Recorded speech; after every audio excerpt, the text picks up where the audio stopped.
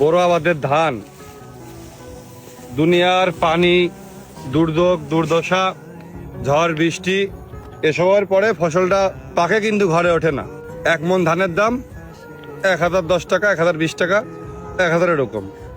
আবার এই ধানের কাজ করার জন্যে যদি একটা জন বা একটা মুনিশ নেওয়া হয়, তার একদিনের মজুরি 1000 টাকা। মানে একজন মানুষকে দিয়ে একদিন ধানের কাজ করাতে গেলে 1 মণ অর্থাৎ 40 কেজি ধান নেই।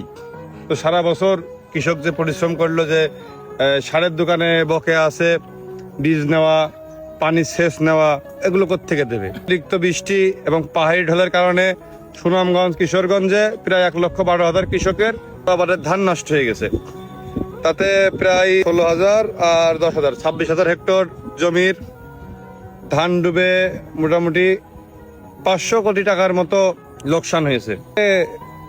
দেশের সরকারি বাজেট, বড় বড় পরমাণু বিদ্যুৎ কেন্দ্রের প্রজেক্ট, এটা ওটা বিভিন্ন এইগুলো গণমাধ্যমে শুনতে শুনতে আমাদের কাছে মনে হচ্ছে এই টাকার অঙ্কটা খুব কমই, কিন্তু একটা কৃষকের কাছে খুবই, মানে বলতে গেলে তার সর্বস্ব হারিয়ে যাওয়ার মতোই।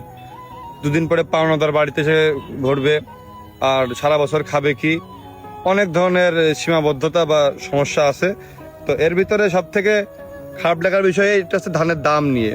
যতটুকু টিকে আছে বা উঁচু অঞ্চলে যতটুকু ধান আছে পর্যাপ্ত পরিমাণ না, তারপরেও যে ধানের যে মূল্যটা, আরো বর্তমানে ধানের সরকার দায়িত্বে আছেন, এই যে ধান ডুবে যাওয়ায় কৃষকরা যে হতাশায় ডিপ্রেশনে চলে গেছে, তো ওদের উদ্দেশ্যে একটা বার্তা দাও, ওদেরকে একটা সহানুভূতি দাও যে তোমাদের পাশে সরকার আছে। ধান ডুবে গেছে, যাকে ধান ডুবে গেছে তাদের পাশে ধানের সরকার আছে, সমস্যা নেই।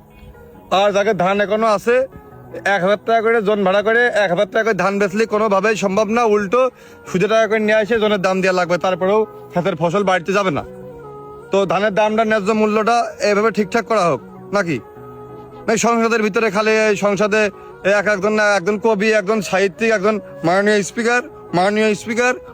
স্পিকার খানিক টেবিল থাবা, একটা কাজের কাজ দেখলাম না কোনো সময়। একটা হামে শিশু মরে গেল, তা নিয়ে কোনো কথা নেই। এই জ্বালানির দাম আকাশে উঠে গেল, তা নিয়ে কোনো কথা নেই। তাই সনদ, মাননীয় স্পিকার, তুমি যতটুকু বোঝো ততটুকু আমি, যতটুকু জানো ততটুকু আমি, মানে আর শেষ নেই। মানে এত সুন্দর টিকটক সংসদে দেখে বিনোদন নিত্য ফানি ভিডিও করা বাদ দিয়েছি, কারণ ও তো ফানি আমাদের ভিডিও হয় না। সংসারে যে পরিমাণ বিনোদন এখন পাওয়া যায়, আর এখন বসে থেকে নিয়ে এটা কি ভাই? কৃষক 2-5টা মরিয়ে গেলে কি তোকে লাভ নাকি? কৃষি প্রধানিত দেশ, কৃষক না থাকলে থাকলো কি? তো এইসব নিয়ে কথা হবে না। যাদের ধান ডুবে গেছে তাদের পাশে আমরা আছি, আপনারা আবার আবাদ করবেন, আপনারা ভেঙে পড়েন না। আপনাদের বিনামূল্যে কৃষক কার্ড দেওয়া হবে, আবার আপনারা বীজ পাবেন, সার পাবেন, আপনারা জমিতে আবার আবাদ করবেন। আল্লাহ পাক সহায় হলে আবার ফসল ঘরে উঠবে, সবকিছু সুন্দর হবে। তাদের ধান এখনো টিকে আছে, আপনারা টেনশন করবেন না, সরকার কাজ করতেছে।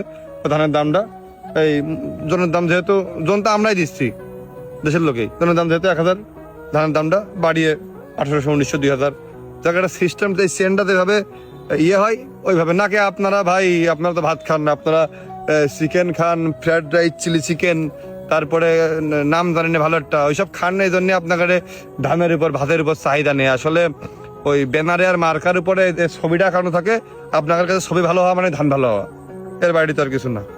সুতরাং আশাবাদ ব্যক্ত করবো যে যেসব কৃষকদের ধান ডুবে গিয়ে খুবই অবস্থা, মানে আমরা তো কান্নাকাটি দেখছি, উঁচু জায়গায় বাস করে, তোমাদের কান্না, ওই অঞ্চলের এমপি মন্ত্রী যারা আছে, এই সুমিন্দি তোরা একটু ওই সংসদ এসে করতে পারিস না যে আমাদের অঞ্চলে ধান ডুবে কৃষকের অবস্থা খারাপ, মাননীয় সংসদ নেতা?